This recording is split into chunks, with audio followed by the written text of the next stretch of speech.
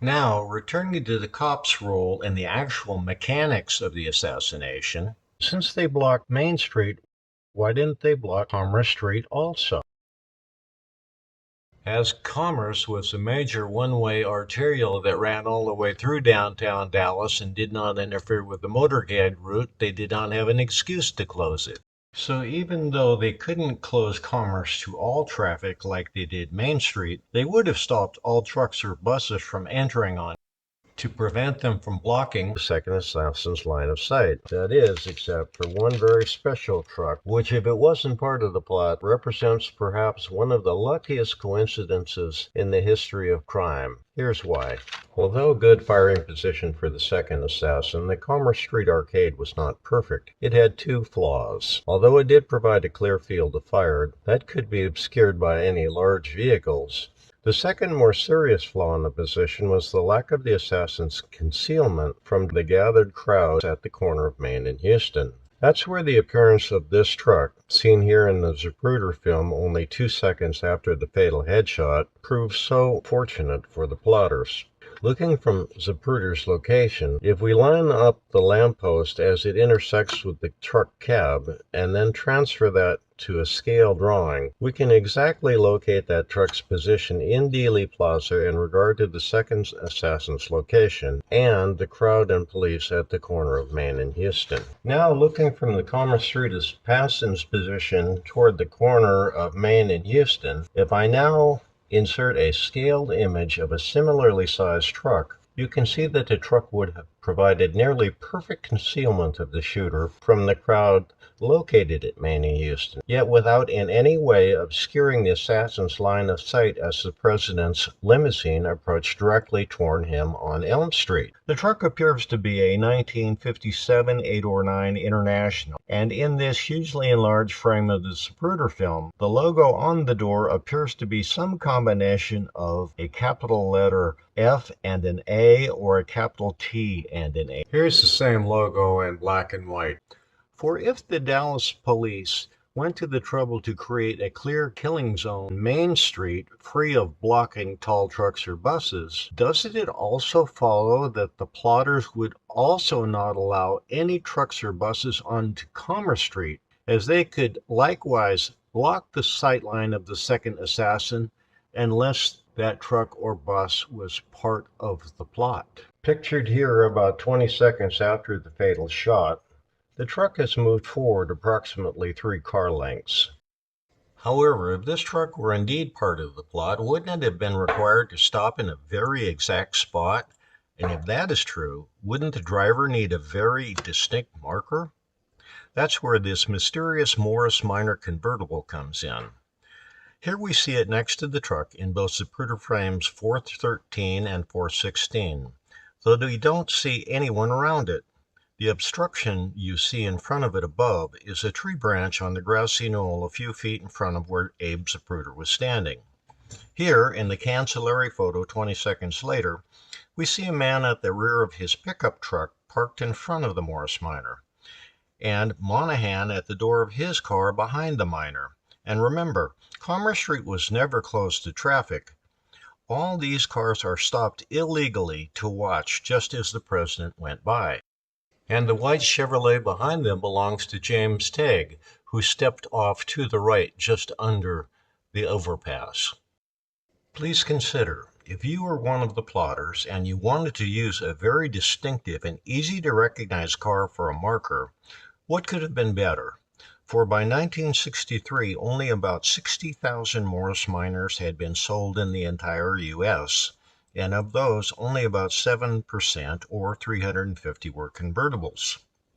Added to that, most were sold in the New York, New Jersey, Boston, and New England area, and San Francisco on the West Coast. So in 1963, a Morris Minor convertible in Dallas, Texas was a rare bird indeed. This was, after all, big car country. Now, using these two lampposts shown above as reference points, if we transfer back to the scale map showing the truck location in Dealey Plaza and place a dotted line between the two lampposts, then insert a scaled marker of the Minor, we can determine its almost exact location.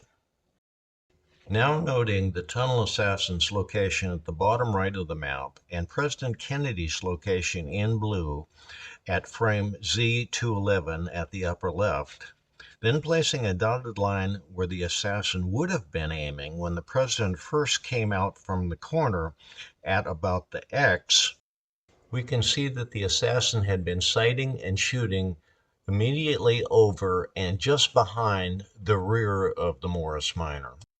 Now, please recall that Commerce Street had never been closed to traffic and that all the cars along the north curb were stopped illegally, blocking traffic.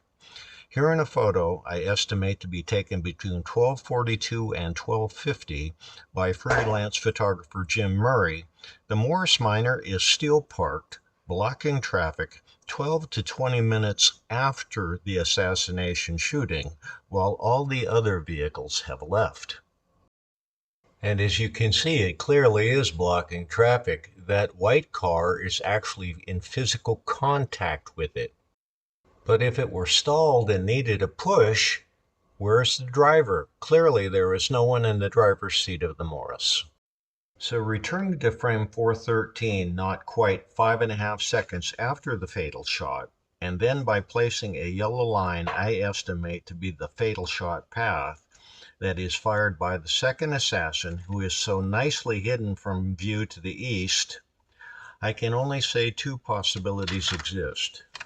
Number one or both of these vehicles were part of the plot, or two, the assassins must have been praying to Satan for the placement of both these vehicles because they couldn't have been placed more miraculously. Meanwhile, at the same time, the second assassin escaping to the west. He is carrying a stepladder as he escapes out the arcade. In an obscene irony, if the second assassin was a Dallas cop, the safest and easiest cover and means of escape would have been to have crossed the street and helped in the search for the shooter behind the grassy knoll fence, and or proceeded to the school book depository building to take up a post there. But the Dallas traffic cops didn't have a monopoly on suspicious police behavior, for Dallas County Sheriff Bill Decker's actions and inactions that day are sketchy in the extreme. First, we know by the testimony of plainclothes Deputy Roger Craig that on the morning of the president's assassination, Sheriff Decker specifically instructs his plainclothes officers to not participate in any security for the presidential visit, even though the Dallas Police Department personnel were stretched to the limit. So these plainclothes deputies are reduced to only spectators watching the motorcade just in and around Maine and Houston. And yet immediately after the shooting stops, four of these deputies, Craig, Weitzman, Walters, and Boone, all make significant contributions to the investigation and end up testifying before the Warren Commission. Taking into account the location of the Dallas County Jail and Sheriff's Office, which actually borders the east end of Dealey Plaza, there is one thing you may be surprised that you will have difficulty in finding many of in all the films and photographs taken just after the assassination: any uniformed sheriff's deputies. But I find just as strange Decker's order, captured above in the police radio log within about 1 minute of the fatal shot, for just after Chief Curry, driving a white Ford and sitting immediately in front of Decker, who is in the back seat with Secret Service agent Soros to his right, says, "Get a man up on top of that triple underpass and see what happened there. Have Parkland stand by." Then Decker adds, "I am sure it's going to take some time to get your men in there. Pull every one of mine in there." To which Hensley, the dispatcher, replies, "Dallas 1. Repeat. I didn't get all of it. I didn't quite understand all of it." Decker then responds, "Have my office move all available men out of my office into the railroad yard to try to determine what happened in there and hold everything secure until homicide and other investigators should get there." This order doesn't make any sense for several reasons. Here's the first. Remember, less than 1 minute has transpired since the fatal shot. Yet Sheriff Decker is sure that the shots came from the railroad yard and sends all his men there. But wouldn't it have made more sense to cordon off all of the exits out of Dealey Plaza instead? He was, after all, a policeman with 30 years of experience. Add to that the Warren Commission testimony of Secret Service Agent Searles, who was sitting right next to Decker in the back seat. Counsel Stern, but you didn't observe anything that led you to feel that the shots might have been fired from that terrace there. Searles, no sir. It sounded to you at first though it came from there? Mr. Searles, that is the way it sounded, back into the rear and to the right, back up in that direction, and in the direction, of course, of the building. And a moment later, he continues, quote, and I remarked, as I recall, a policeman is there, or words to that effect, because Mr. Lawson had been checking, as well as myself, all of the overpasses to see that the officer was there, because that is one of the specific things that was checked all the way through. Mr. Stern, and you observed nothing unusual on the overpass. Mr. Searles, no, sir. So Agent Searles, the younger man with his window down and closer to the source of the shots, believes the shots have come from the area of the depository and sees nothing threatening on the overpass. Yet Sheriff Decker makes a point of sending all of his men into the railroad yard and on a wild goose chase. Please click on the link above to see clues 19 through 21 and some very sketchy Secret Service agents.